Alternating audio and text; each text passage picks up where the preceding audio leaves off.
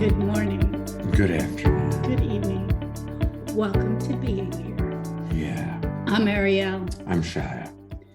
Today's episode is Undervaluing your brilliance. What? Yes. What, me? Brilliant? You Come are brilliant. It's interesting. What? We answer our own telephone. Mm-hmm. And I remember a lady from Chicago who first met us being so impressed that we who have written books will answer our own phone rather than have a secretary or something. Well, we do have assistants, and I don't mind when they take care of things, but we're not hiding behind something because we don't hold ourselves as particularly special. Right. And if we don't hold ourselves as particularly special, then we don't think we are better than you. And we realize that we are brilliant, as are you. But it took us a while to discover that we were brilliant because so much of our conditioning has been to undervalue ourselves. And I have the audacity to express that and say that all of us human beings are brilliant, and we've been trained not to express that we are brilliant because that would be considered arrogant. Well, it also depends on what you aim your brilliance at. But I know that we speak about listening virtually every episode. And I have a feeling that since Shar and I've already repeated multiple times how you are brilliant, there is the possibility that you've skipped off in your interior conversation, talking to yourself, either, oh yeah, that's true, or oh, I don't know about that. Like having an agreement or disagreement or a running commentary about that statement. It takes practice, it's a challenge, but you can set aside that internal conversation and simply hear the words, hear the essence of what's being said. And you can also try it on as if it's true for the purpose of proving it as true. It's a hypothesis. And why not? Let's do that today as we're talking about how brilliant you are, that you try on that idea as if it's true. I like that. I do too. Yeah. The other thing I was thinking about as I was in the shower, it came to me before we did the episode, that often if somebody's looking at whether or not they're brilliant, they look at what they've accomplished or they look at what they do. And I realize it's not so much about what you do, it's about who you are and how you're being. Because if you're upset, your brilliance gets hidden behind a cloud of upset. And then it comes out again like the sun when those clouds go away. The only problem is that most of us have rolling upsets that run through our system, and we blame it on something that happened as opposed to realize that the something that happened just triggered an ongoing upset that lives in you. And if you keep on blaming the cause of the upset on the wrong cause, it never goes away. And if you see the truth that you have upsets running in you, and you allow yourself to feel what it feels like, and watch those thoughts that repeat themselves, and watch your body posture as you bend or twist to try to get out of the upset, then just the experiencing of it is enough for it to complete itself. And most of us just don't realize that that's a possibility. How about we take our first guest? Okay. All right. Dave. Welcome to Being Here, and tell us where you are zooming in from. Hi, I'm in Winnipeg in Canada. Nice to see you. Nice to hear you. Yeah, same to you. Um, this this is a good topic for me to be here for. As I was preparing to come, I thought I'll have something brilliant to say, and then I went through. No, I don't have anything brilliant to say. What could I possibly have to add to this conversation that's brilliant, as it were? Well, your point of view would be enough. See, if you're really expressing your point of view, it's brilliant.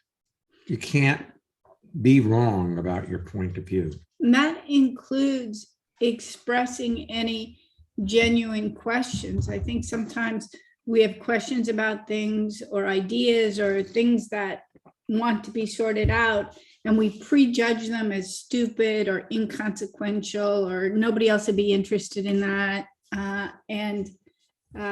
So then we don't express ourselves because we're, As you say that, I remember a time, maybe 30 years ago, when we were leading a seminar in New York City, in John Lemon's old studio. And there was a person there that said, I have a pain in my shoulder, but I know what you're going to tell me. So, I'm not going to ask about it. And I found that so interesting. In this person's mind, he knew what I was going to say that would be dismissive of his pain. And so I asked him if I could touch his shoulder where it's hurting him. He said, yes. And so within about 2 minutes, we eliminated the pain in his shoulder. But that was so contrary to his thoughts. He dismissed his value immediately and thought I would dismiss it as well. And we dismiss ourselves as valuable. That's really true for me. I notice I have two businesses, and one of my businesses is a consulting engineering practice. And I sometimes work with other people, and what I notice other engineers, and I do a lot of comparing myself to them. And then always in my comparisons coming up as the lesser. Yes, that sounds very normal, by the way. but even if you came out as the greater rather than the lesser, if you came out as the greater, you would probably have to be somehow defended in hopes that they would not surpass you. So what you're describing is how the mind works, which is in change. Of course, it's going to go lesser, greater, more, less. Am I better than they are or worse? Am I more talented or less? It works in those dichotomies as opposed to simply being here and seeing. Yeah. When you were talking earlier, one of the things that you touched on was the doing. And I find that's a struggle for me, that I do a lot. Like I actually do a lot of things, and in my businesses and even in relationships, I focus a lot on the doing as that's the most important thing that demonstrates my value. Does that make sense? It makes sense, but the quality of what you do is affected by how present you are in what you're doing. And so if you're doing things to cover the bases, that you've done everything that needs to be done, well, you may not be there for the process because you're so busy trying to get things in order that you don't allow yourself to look and feel and see what's going on. But you're also cataloging, if you're doing enough, through a system that is self-sustaining and looks for what it expects to look for and disregards the rest. And I'm going to give you an example from a recent experience I had with you. where you may have disregarded it as inconsequential, but in my experience, it was all encompassing. Bless you. Should I inhale the tea? And Yes. it had a huge impact on the quality of my experience of myself. Recently, I made a trip to Oregon for my dad's 95th birthday. And while I was there, I took my car out to a local fast food restaurant, sat in the parking lot and tuned in for the Living Made Easy seminar, which started at 6 a.m. On the West Coast time.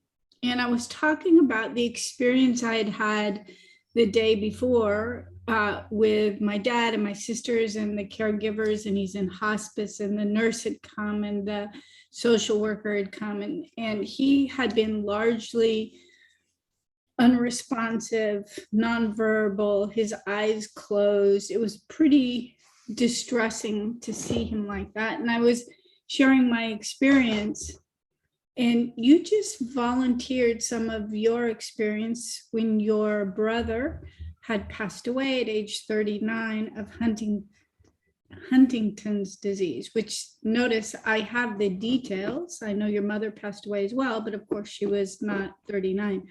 So it so impacted me, your talking about your experience, that something in me relaxed. And then over the subsequent days, being with my dad, I could be very present for how he was being. And some days he actually was verbal and knew who I was. And at other times he was deeply distressed and had no clue who I was. And I was able to be there for all of it. And I guarantee you, you just thought that was a statement, not a big deal. But you underestimate who you are. And your brilliance comes from who you are, not from what you do.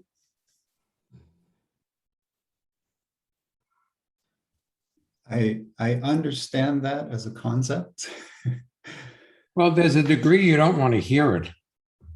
Mm, See, because it would require you being responsible for the way you go about your life. yes. Because if you actually heard that you are brilliant, then those times that you don't consider yourself to be brilliant, that's on you, because you're brilliant all the time.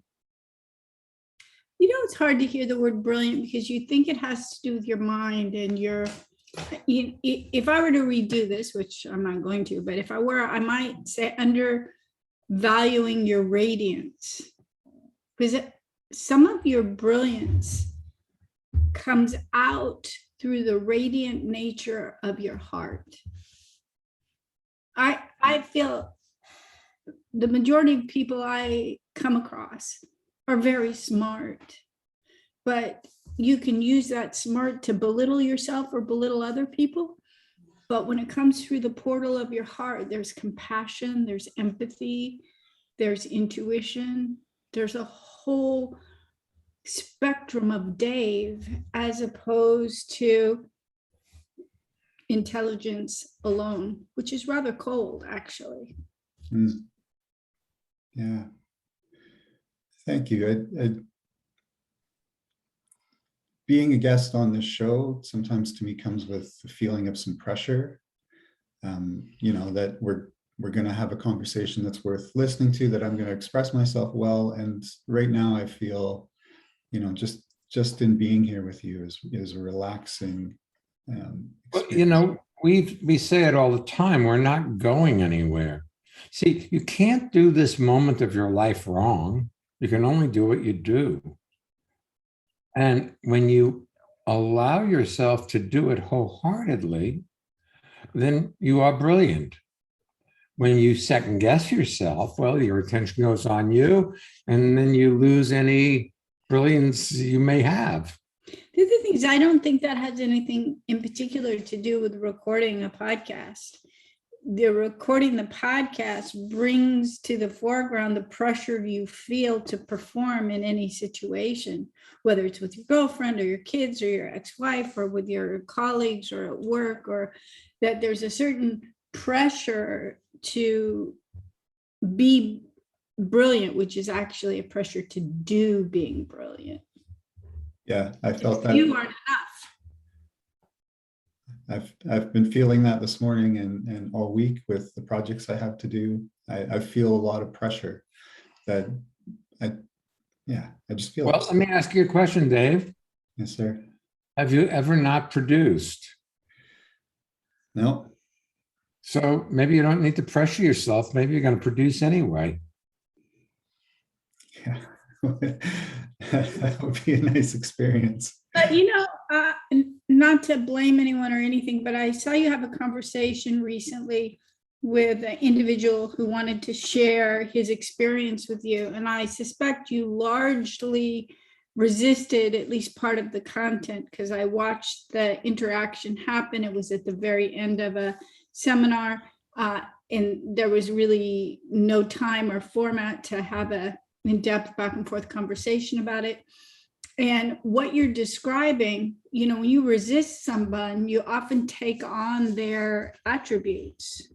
So, you may always feel a pressure to produce. Let's change it from pressure to produce to insecurity. All right. See, when you're securing yourself, there's no problem.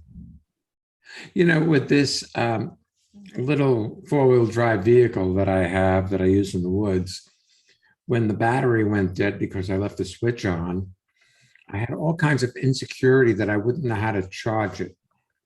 Even though I've charged many batteries over many years, there was this basic, I don't know enough.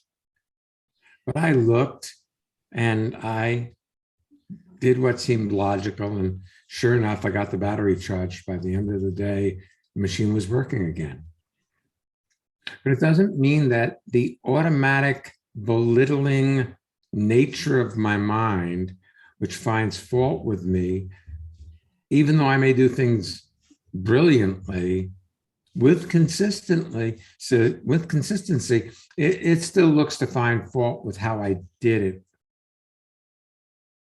it. What you work on in yourself is what didn't work as well as you would like it to, not what did. Right. That rings true for me too. The insecurity comes up, and and also like. But what if that insecurity isn't your insecurity? What if that insecurity is the insecurity of the person that was speaking to you about how great they were and how important people they knew? Right. I don't consider that normally. The other thing too is insecurity often emerges in the gap between recognizing that something needs to be done and taking action. So it can be triggered by being around someone who's insecure, or doing a project, for instance, for someone who's insecure, and you connect up with them and you touch into them and you experience their reality. But number one, if you don't hold being insecure as a bad thing, then the third principle comes into play. Anything you see without judging completes itself in an instant. So in Shaya's case, to use his example, he saw that the battery had gone dead, that he'd inadvertently left the key in the on position. So even though the motor wasn't on, the electricity function was on until it had run the battery down. And he hadn't opened the front hood of the little utility vehicle. So he needed to discover how to do that, and where the battery was, and how to access the battery, and all of the different things that he had not done before. So in the gaps was the possibility for his insecurity to filter up. And if he resisted feeling insecure, he would be more insecure and less able to function. Second principle, life shows up exactly as it does. when he went out to start the machine and it wouldn't start, he could either resist that and make himself wrong for having inadvertently left that on, or he could meet it as a fact. Anything you see without judging completes itself in an instant. So of course, there were still actions to take, but it wasn't this endless cycle of, boy, am I stupid for having done that. And we came up with an idea for how to set it up so that doesn't inadvertently happen in the Again, future. Yeah. it's called awareness. Yeah. Yeah. And that idea of being aware, it has transformed my life. That skill of being able to see when those things are happening has kept me in the past. When I felt insecure, I've actually literally laid on the couch in that feeling of insecurity, like almost immobile. And That sounds like fun. it's not fun at all. Oh, well, lying on a couch could be fun now, you see. Yeah, but you know what you're describing is the definition of an upset. You know, you get upset and then Take yourself away and decide to stay there. until you feel better. The only problem is you rarely, if ever, feel better. Yeah. I mean, eventually you have to get off the couch, so to at least pee or eat or something. So that doesn't happen anymore. well, that's good. I mean, laying on the couch, not the peeing part, right? Laying on the couch because I'm so afraid and insecure. It doesn't happen. Those feelings still come. I don't mean to say that I've gotten, that I'm fixed from that, so to speak. But when they come, they don't have the hook in me because I see them. And like you say, seeing it is enough for it to just dissolve. Awesome. Sounds good. Hey, thanks for joining us today. Yeah, Really. Yeah, thank you. our pleasure.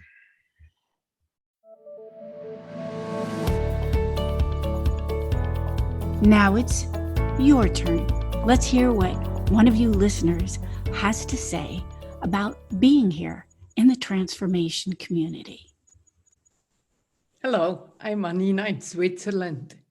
And one thing I love about transformation and the transformational community around Ariel and Shaya is that I get to meet so many lovely people all over the world.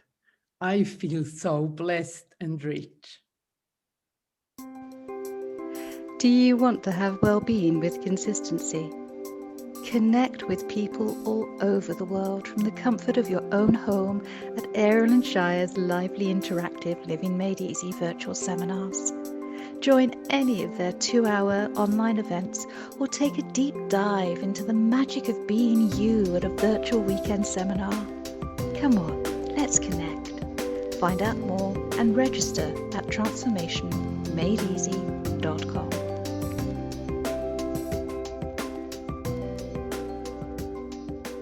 We invite you to our Living Made Easy seminars, which are held on most Mondays, Saturdays, and one Tuesday a month as well. But things are kind of fluid around the holidays, as well as we are going to Costa Rica in January, and we'll be gone for a couple weeks. So you should check our website, transformationmadeeasy.com, for the most current list of dates. Upcoming in January, our weekend seminar. Fun as the access way to enlightenment. That's a good thing, have fun and get enlightened as a result of it. Oof, I That's like not that. bad. No alcohol involved, no drugs. It's But- January 8th and 9th. It's a Saturday and Sunday. Okay, and then we're doing Passion, Revitalize Your Life in March. On the 5th and 6th. So if you want to know more about those courses, feel free again to go to transformationmadeeasy.com. And again, Costa Rica 2022 is open, and you need a prerequisite of being fully vaccinated and having attended a weekend seminar with us in the past year. So if you're not yet registered and you'd still like to come, just reach out to us and we'll tell you how to go about it. One last thing, today's shout out is to Jim, who's a listener who we recently found out about, who listens primarily through our website. You are welcome for all of you to listen to our website, but also we are now up on Amazon Music. It's one of the places you can subscribe if you want it delivered directly to you. So thanks for being a listener, Jim, and thanks to all of you who've been listening this year. We really appreciate it. All right, should we take our next? Oh, yes, we should. All right. Hey, Steve, you there? Oops, here he comes. Hi, this is Steve zooming in from Manhattan. And just love the topic today. I just find it really resonates with my experience. I have this story, and I know it's a story, that I'm very brilliant in a technical, this will sound arrogant, but in a technical role in my job, anything involving knowledge, education, things I'm passionate about, history, politics, music, and so on, but not brilliant in human relationships. And, Well, okay. Okay, look, Steve, we were all raised by people who weren't brilliant in relationship.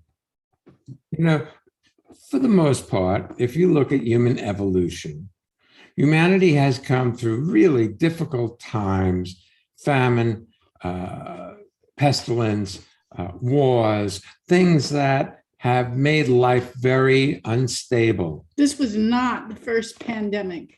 Right. The current pandemic was certainly not the first.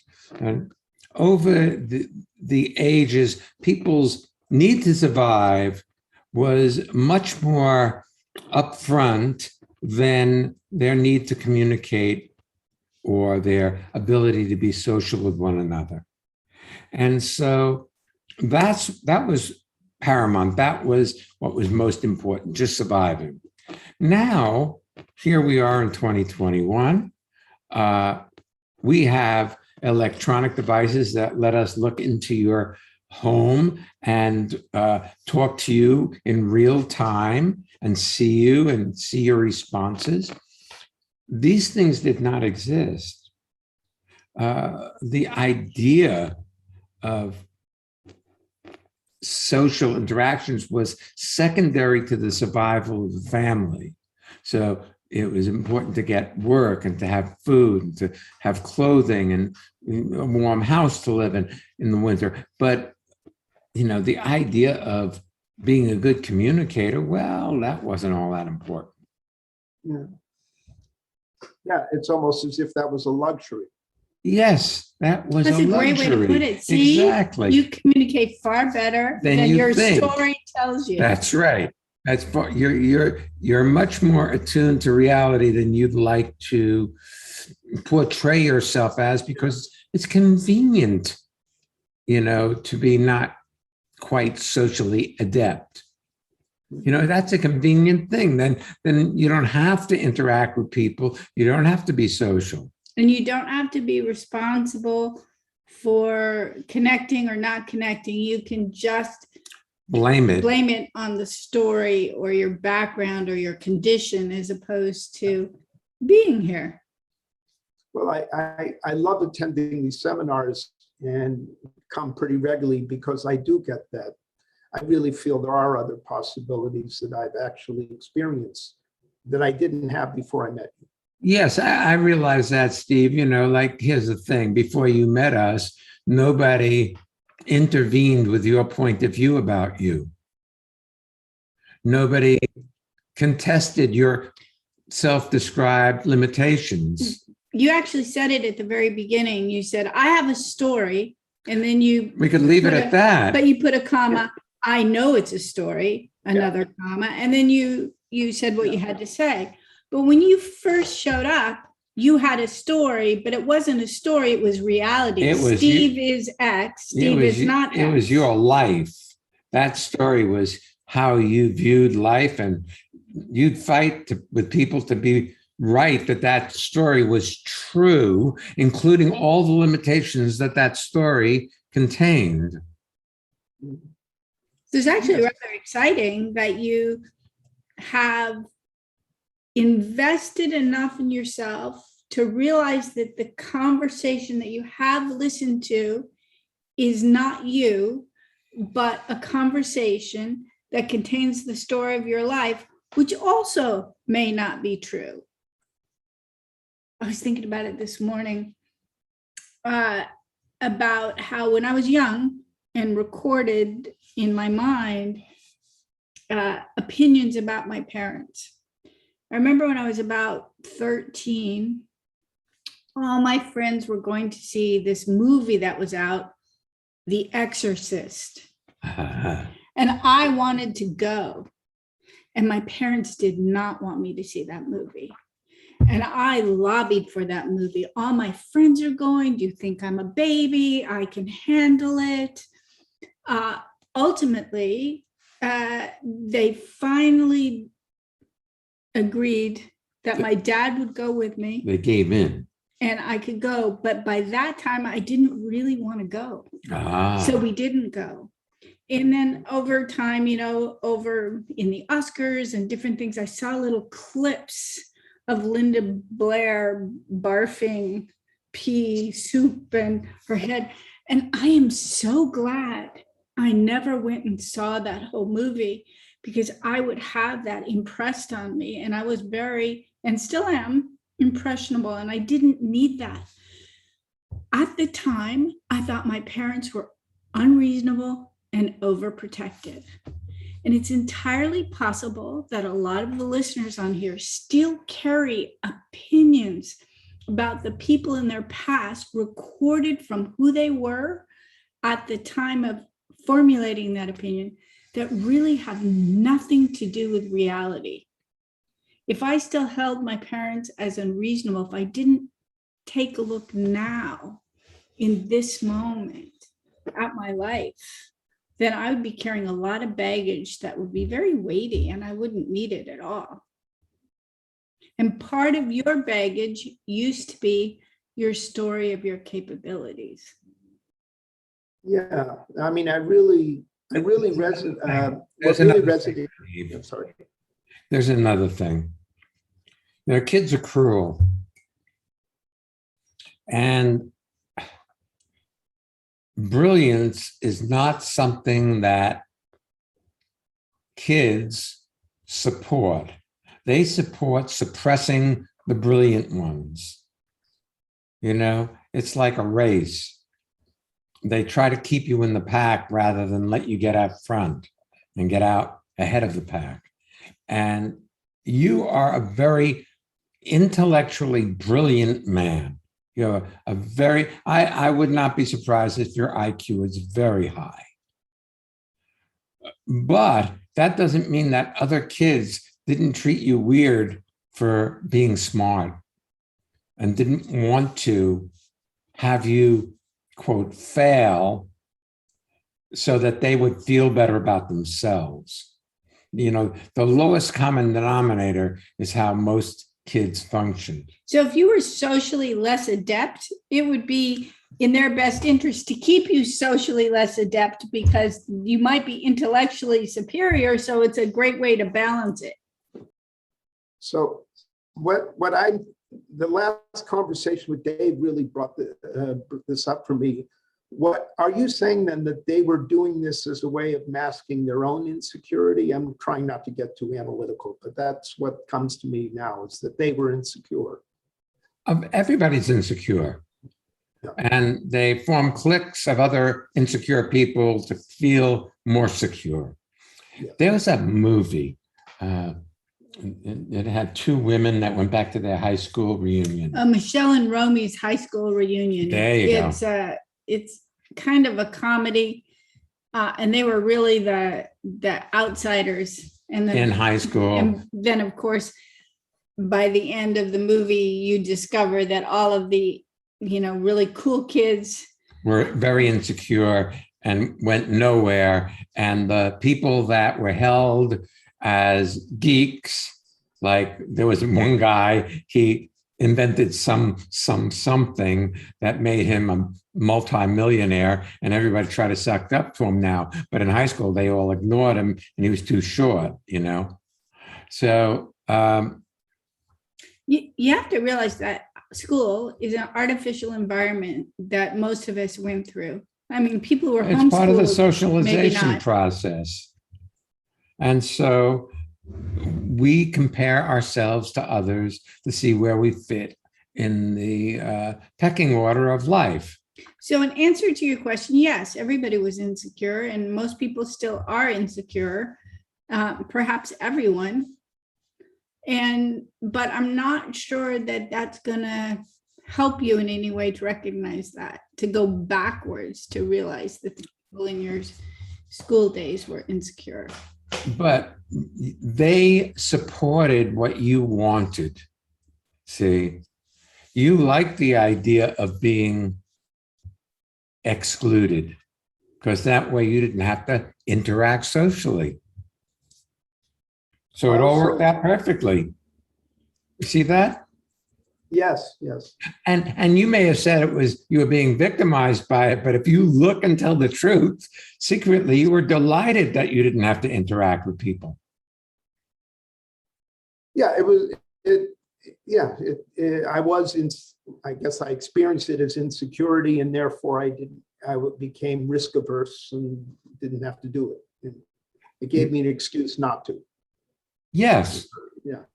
And that worked fine for a while, but then it didn't really work for you. And then you bumped into us.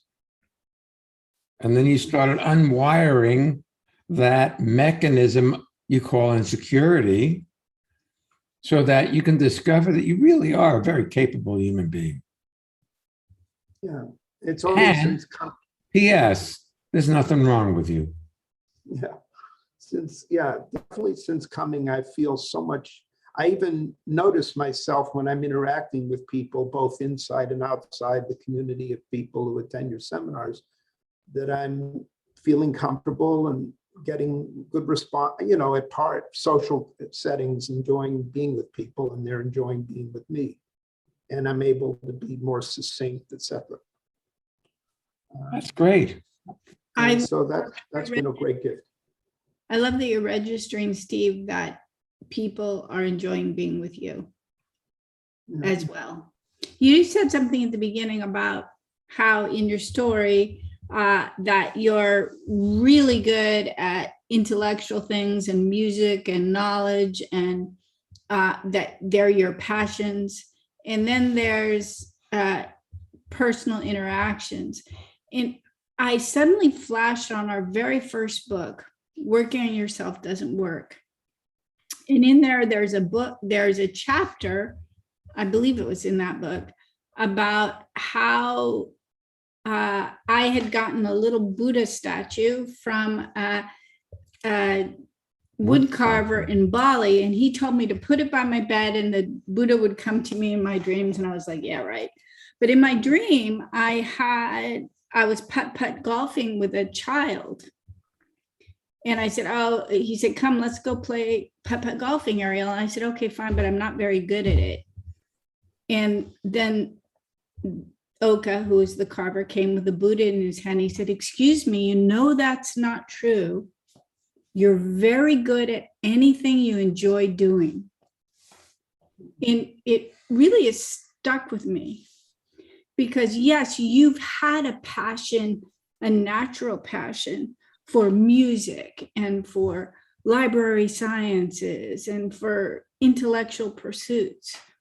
But I've seen you go about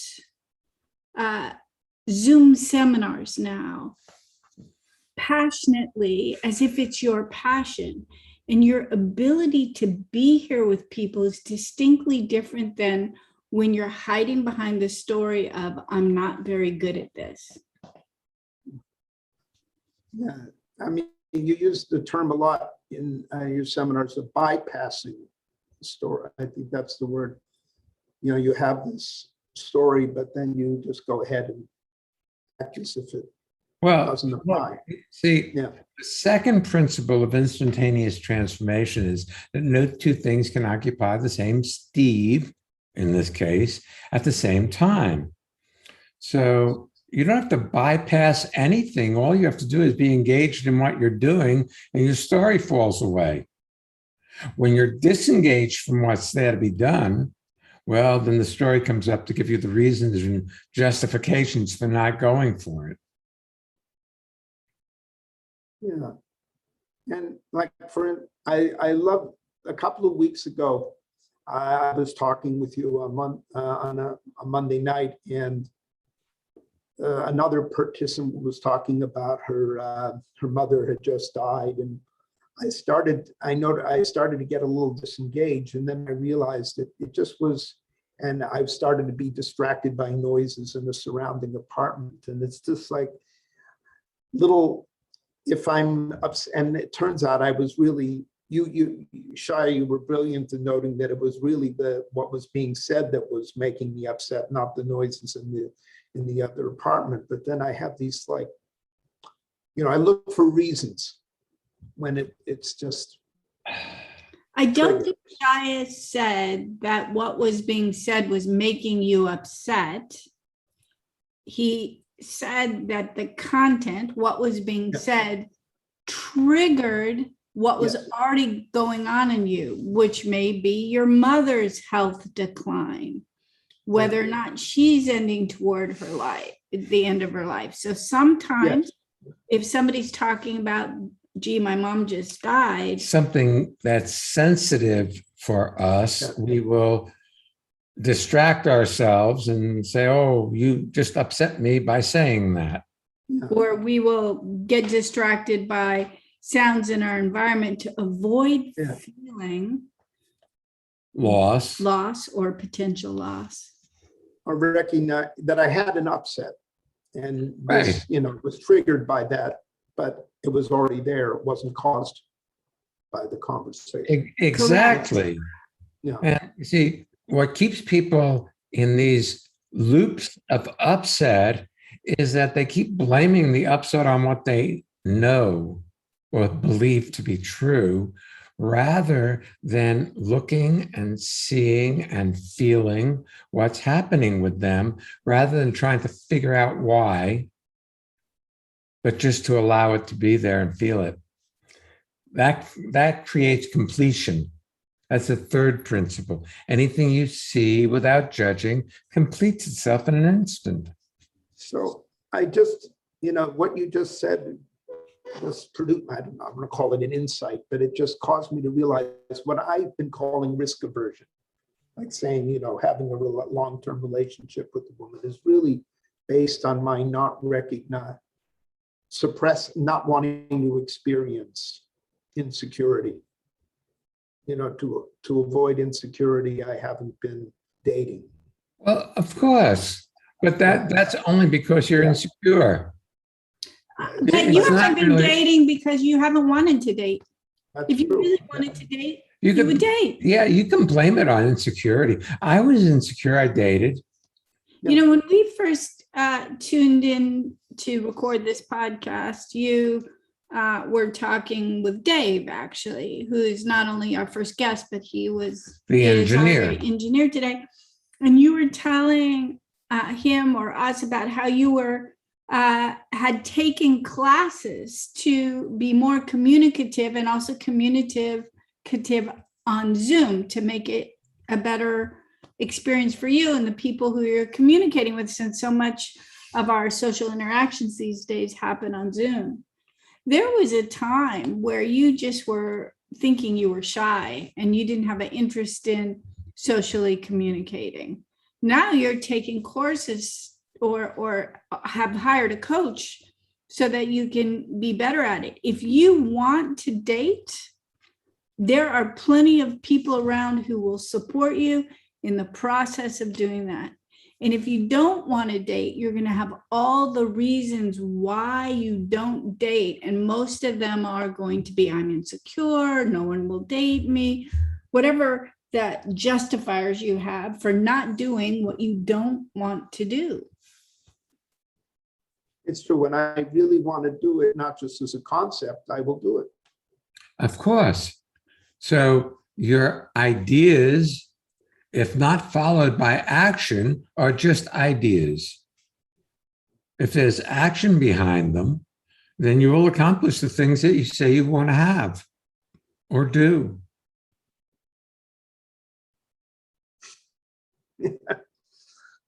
There's a number of, I can see that in a number of areas in my life. Like wanting to have a dog. It's probably It's something I talk about, but I haven't done. What, having a dog? Yeah. I mean, I can give all the excuses. My building doesn't allow them, blah, blah, blah. But the reality is I haven't taken the steps. Well, if your building doesn't allow them, then it would require moving. Yeah, of course. And I don't want to do that. And, it's too complicated. But that's just a reason. It's not. Look, my idea is, Steve, you have in your life exactly what you want to have in your life. And that includes exactly what you don't have. So you don't have a dog, but you can walk in the park and play with other people's dogs. Yes. And then you don't have to walk those dogs. You don't have to feed those dogs. And you can visit your friends who have dogs. We have a cat now, but for more than 30 years, like 35 years, we just visited other people's pets. Oh, I do love visiting people who have dogs, friends and family. You picked this building knowing it did not allow animals. You were stating your intent. Now you can say it's just a story, but it's not a story. You don't want animals. It's clear. You know how we know the people that want animals? They have them. Exactly. And if you don't have one, you don't. Same with dating. You want to be dating, you will be. If you don't want to be dating, then you don't. It's pretty simple. I like what you just said, Shia. How ideas followed by action are no longer just ideas. But if you have ideas not followed by action, then they're simply ideas and nothing to do with reality. And then they're just what you think rather than your truth. It's taken me a long time to realize, but not a long time since I first met you, but in my life, that I am not merely my ideas. Well, congratulations. Most people never realize. Thank you for that. Yeah. Most people never realize that their thoughts are just thoughts. Yeah. Hey, thanks for coming on and chatting with us today, Steve. Yeah. It's been fun being with Thanks. you. I've had a great time. Great. That's great. Great being with you both. Thanks. Excellent. Thank you. Hey, if you enjoyed this podcast, feel free to leave a review on your favorite podcast app. It helps other people find being here. And if you feel to do it, thanks in advance. Next week's episode is FU, Fun University. Aha. What have you been doing for fun? That's a really fun question. We'll be back next week. So come on back. And don't miss being.